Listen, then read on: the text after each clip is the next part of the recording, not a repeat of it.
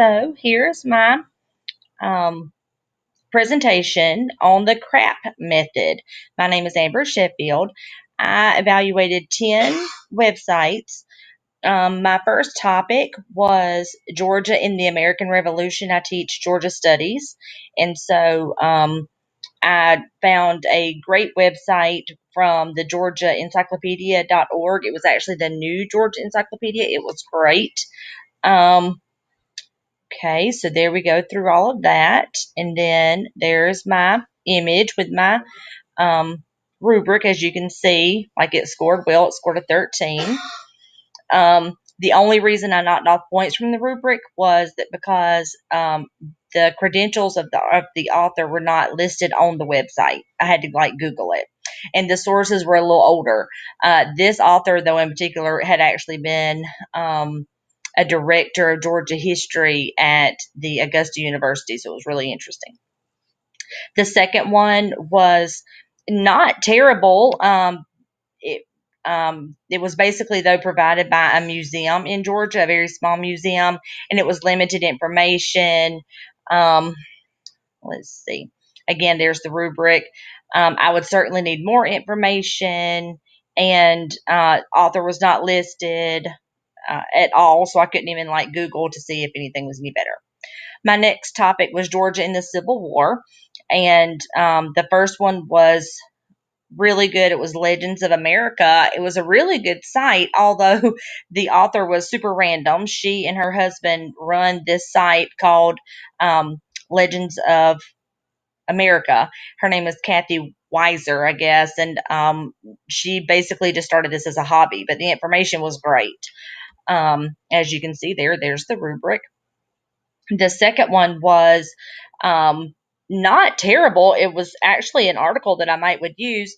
It was on the name of the site was the Southern Poverty Law Center, which I had never even heard of, and yet they're like a whole big thing. So that was interesting.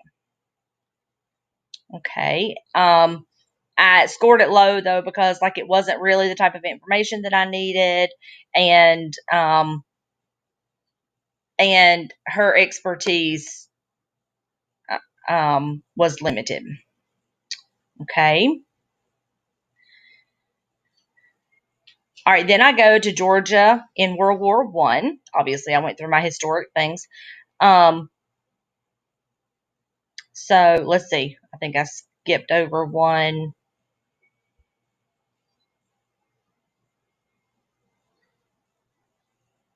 Oh, I'm sorry. Okay, stop.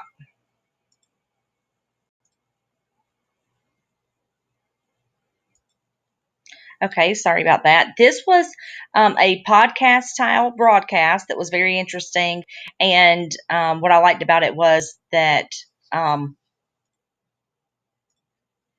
was that you got some extra information. It was lesser known, was what they called it, lesser known information, and I like that.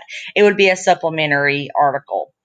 And then my my bad one, my low scoring one, was actually a student created Weebly. So it wasn't terrible. They actually, it may have been more than one student. They weren't named.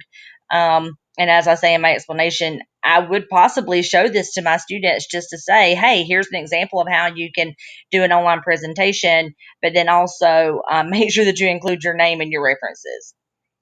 Then we go into Georgia in World War II, and so WordPress apparently has a way that you can create a free website, and so unfortunately, this article was great and a great source, had everything that I needed. It was aligned to my standards.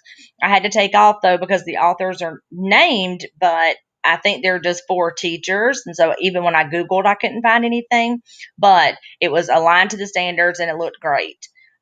There was another one that kind of reminded me of the Midway Museum earlier. This was created by the city of Augusta, but it was super limited on the information. That was also on World War II, but it was just very limited. And then my last topic is Georgia's role in the civil rights movement, specifically Albany, and because I teach in Lee County, that's very significant. And so, so here is a an article written by what he a self-proclaimed independent historian.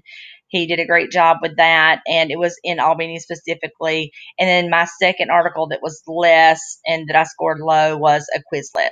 So I enjoyed this project, and hope you guys enjoy it. Thank you so much.